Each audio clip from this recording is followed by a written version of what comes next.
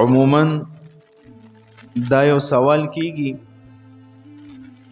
چې په دې دم او تعویز کې څه فرق دی. دویم دا چې د دې تعویز شرعي حکم څه دی. اسلام کې د تعویز غاړه کې اچول یا لاس پسې تړل څه ثبوت شته کو نشته. علما فرمایي چې تعویز اور دم کې هغه فرق دی، کم فرق چې په کلام الله په کتاب الله کې دی. وردا د قران کریم الفاظ چې کم دي د الف لام میم نواله در والناس پورې دې ته مونږ وایو قران مجید، دې ته کلام الله هم وایي، دې ته کتاب الله هم وایي. سیز یو دی، نمونه ډیر دي. دا نمونه چې ډیر وي دا وته په مختلفو نسبتونو ویل کېږي. کلام الله وته ځکه ویل کېږي جو پڑھا جاتا ہے، چې کم معنی تکلم کېږي، کم معنی خبره کېږي. کلام د تکلم نه دی، رب ذوالجلال هم په تکلم فرمایلی دی، مونږ هم تلاوت کوو ځکه وته کلام الله وایي. اور کتاب الله وته ځکه وایي چې په پرچه باندې لیکل شوی دی. کتاب بمانه مکتوب لکھا ہوا چیز چې کم لیکل شوی دی. نو چې کله ته لیکي آیاتونه نو وته کتاب الله وایي، او چې کله په خوله باندې وي هم دک آیاتونه بیا وته کلام الله وایي. سیز یو دی، خو د نسبت د بدلیدو په وجه باندې وته نوم بدلیږي. لکه څنګه چې یو سړی دی، مثلا مونږ به زید فرض کو، د زید نسبت که مونږ د ښځې ته وکړو نو دا خاوند دی، کو لور ته نسبت وکړو نو بیا پلار دی،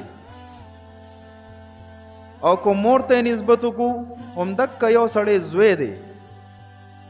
سړی یو دی خو د نسبت بدلیدو په وجه د نوم بدلیږي.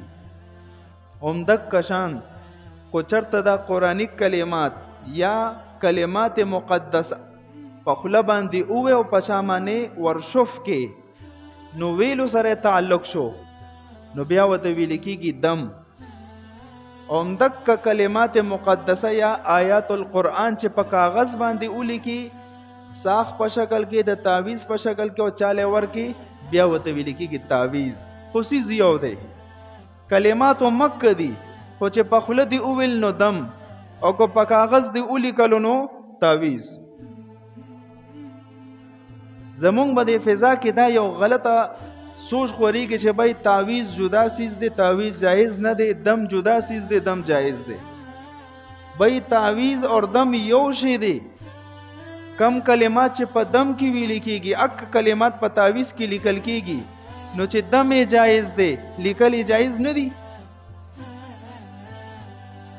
بل مثال لته وایم، خو یو انسان د نظر شي کتابونو لیکلي د باندې دا آیات اوه پیره ووایه فاجتباه ربه فجعله من الصالحین، دا اوه پیره په دا آیات ووایه او شف کبه د چې معنی کم هغه نظر لګېدلی دی د چا د ښځله نه دی کو د بد زړه نه دی، هغه نظر والا اثر به ختم شي.